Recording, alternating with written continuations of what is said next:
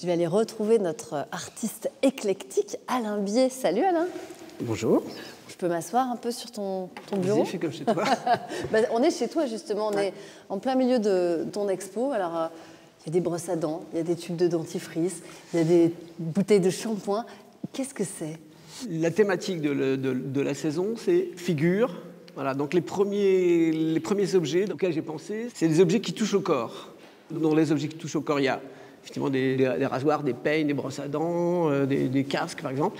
Et puis tous les produits qui sont un peu en relation aussi, des shampoings, des parfums, toutes sortes de choses qui sont appelées à toucher le corps. Et donc du coup à le définir aussi le corps. Ce qu'il faut dire, c'est que tu t'es lancé dans une grande entreprise qui n'aura jamais de fin, a priori, puisque tu recenses tous les objets de notre quotidien. Qu'est-ce qui t'inspire dans notre quotidien? Juste avant, j'avais fait un travail sur les jouets de mes enfants, qui s'appelle Petit Canon, où j'ai recensé tous les jouets de mes enfants et j'ai fait un film. Ce qui m'intéresse, c'est de faire des choses tous les jours.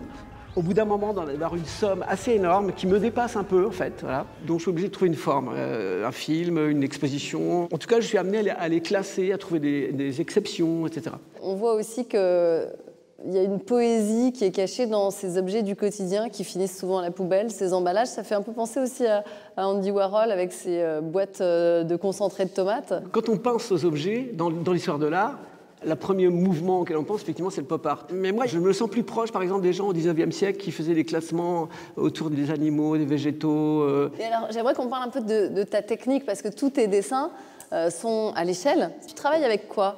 Alors, tu vois, là, c'est simple. Hein, donc, j'ai l'objet, hop, je le pose, je fais le tour. Voilà, donc forcément, il a l'échelle. Voilà, ça me donne le gabarit, ça me donne un repère. Et quand je parlais des artistes du 19e, c'est la technique qu'ils utilisaient, eux, qui s'appelle le dessin documentaire. Il s'appelle aussi le dessin objectif.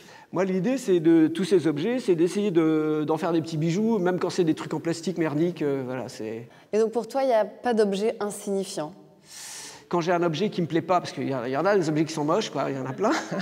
Et l'idée, c'est quand même d'essayer d'en faire quand même un beau dessin, quoi. Même quand c'est pas un bel objet. Il y en a dans cette salle, certains que je pense... j'essaie de faire des beaux dessins d'objets qui sont pas terribles, quoi. Lequel, par exemple? Non, je sais pas. Non. Ils nous entendent pas, il y en a. sais. Bon, tu sais que dans cette émission, on aime bien donner des défis aux artistes. Alors, est-ce que tu vas accepter de relever le défi de travailler autour de la thématique de la peau, du cuir, puisqu'on est ici dans des anciennes tanneries? Je suis presque déjà dans la thématique, là, avec figure et avec similitude, ouais. Avec tous ces objets autour du corps. Et du coup, sur la peau, bon, bah voilà, il y a Eric de Goutte qui m'a donné son rasoir. Alors, c'est design, hein, c'est classe. Hein, voilà. Et donc, ce rasoir-là, il a le potentiel, mesdames et messieurs, à devenir une œuvre d'art sous la main d'Alain. Je ne sais pas. On verra ça, on verra.